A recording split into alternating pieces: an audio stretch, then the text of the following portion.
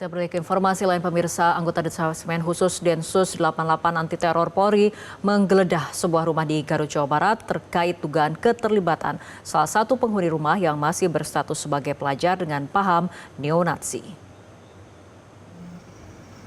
Pada Selasa malam 23 Desember lalu, petugas Densus 88 Anti Teror Polri bersama dengan aparat Polres Garut, Jawa Barat menggeledah sebuah rumah yang berlokasi di salah satu komplek perumahan di Kecamatan Garut Kota, Kabupaten Garut. Penggeledahan melibatkan sejumlah personil bersenjata lengkap serta menggunakan sebuah robot yang diduga digunakan untuk mendeteksi keberadaan sesuatu. Dugaan sementara ada salah satu penghuni rumah yang masih berstatus sebagai pelajar yang terafiliasi dengan salah satu member aktif grup WhatsApp serta terindikasi menganut paham radikal neo-Nazi. Terduga pelaku disebut sempat membagikan video, juga foto bom pipa, serta cara-cara membuat peluru. Sebelum menggeledah, tim Densus 88 Anti Teror Polri juga sempat menjemput pelajar tersebut di salah satu lokasi di Kota Bandung. Dari lokasi penggeledahan, petugas mengamankan sejumlah barang bukti, di antaranya bubuk belerang, buku-buku paham neo-Nazi, kabel, sejumlah cairan dan proyektil peluru, serta telepon genggam.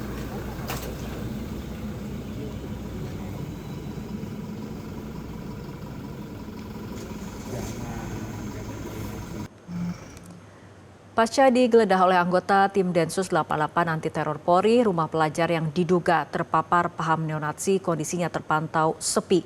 Warga setempat menilai terduga pelaku merupakan sosok yang jarang bergaul. Pada Kamis siang, kondisi salah satu rumah yang sempat digeledah tim Densus 88 Anti Teror Polri di komplek perumahan di Kelurahan Muarsandi, Kecamatan Garut Kota, Kabupaten Garut, suasananya terlihat lengang.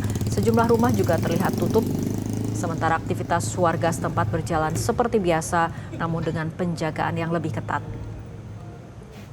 Ketua RW setempat Alfi Firdaus mengatakan warga setempat mengaku tidak mengetahui secara pasti terkait kepribadian anak maupun keluarganya karena jarang bergaul dengan warga setempat. Saya pribadi memang tidak mengetahui pasti ya terkait anak tersebut karena secara sosialisasi mungkin kurang berbaur ya. Kalau secara data memang keluarga anak ini sudah tercatat dari sekitar tahun 2016-2017. Nah, tapi kembali lagi karena yang faktor tadi, karena kurangnya sosialisasi dan secara keterangan warga pun memang sama seperti itu, jadi tidak ada yang tahu tentang anak tersebut.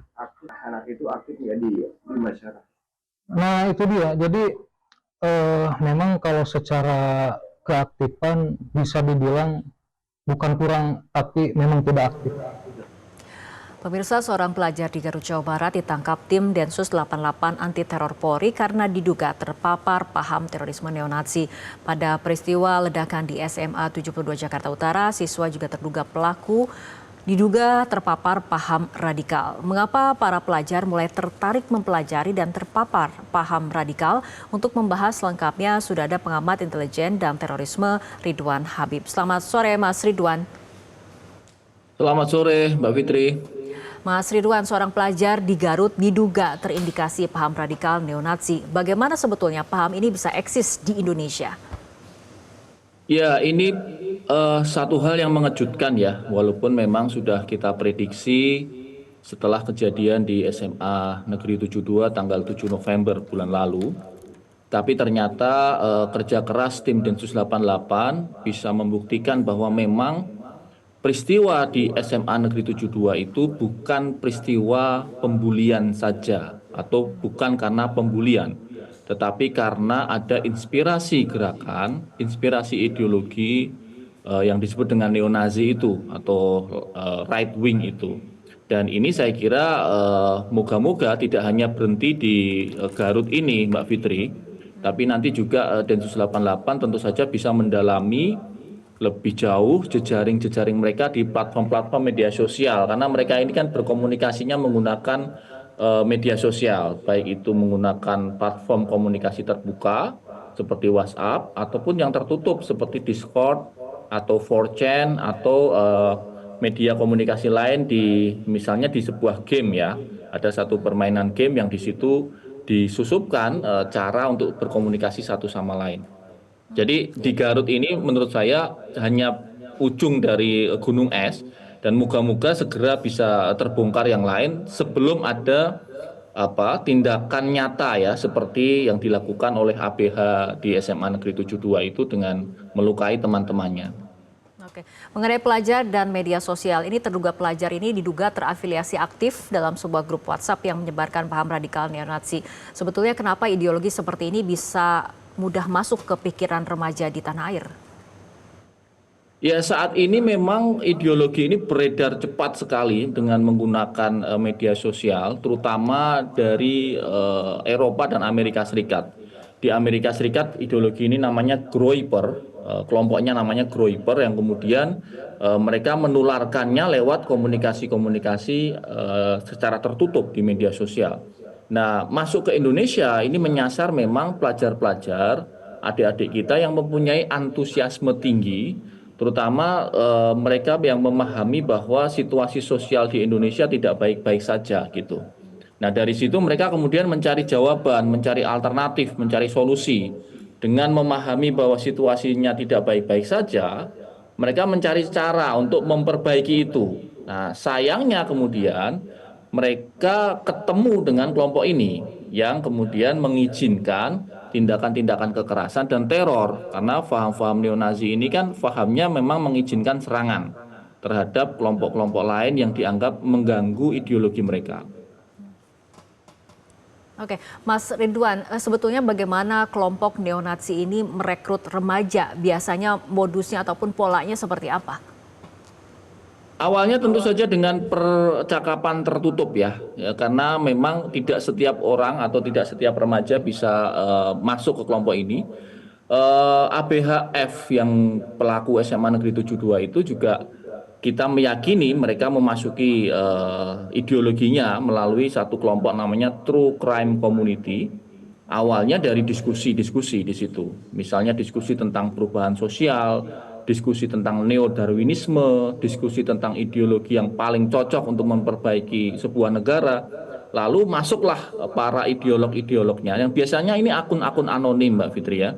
Akun-akun anonim dan tentu saja berbahasa asing, biasanya menggunakan bahasa Inggris. Lalu disitulah terjadi dialog, brainwash-nya terjadi di situ.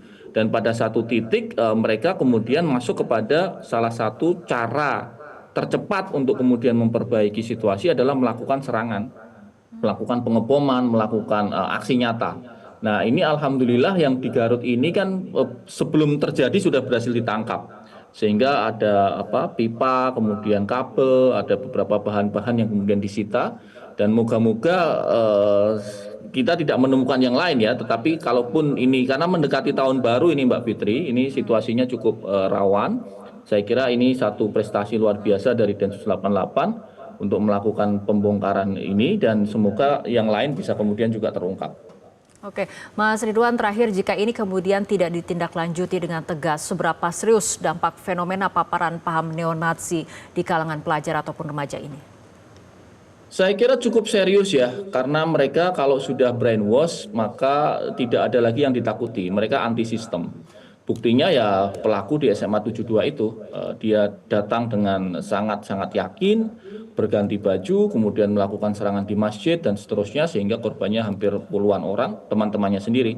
Dan ini saya kira juga harus menjadi alarm tanda bahaya, tidak hanya bagi Polri, tidak hanya bagi BNPT atau Densus, tetapi juga bagi seluruh stakeholder lain, ya Kementerian Sosial, kemudian BKKBN, kemudian ada juga di situ tentunya peran dari sekolah, dalam hal ini Kementerian Pendidikan, dan yang paling penting tentu saja orang tua ya.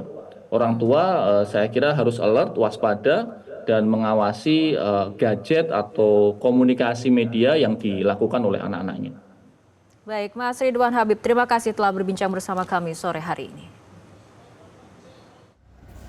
Jelajahi cara baru mendapatkan informasi. Download Metro TV Extend sekarang.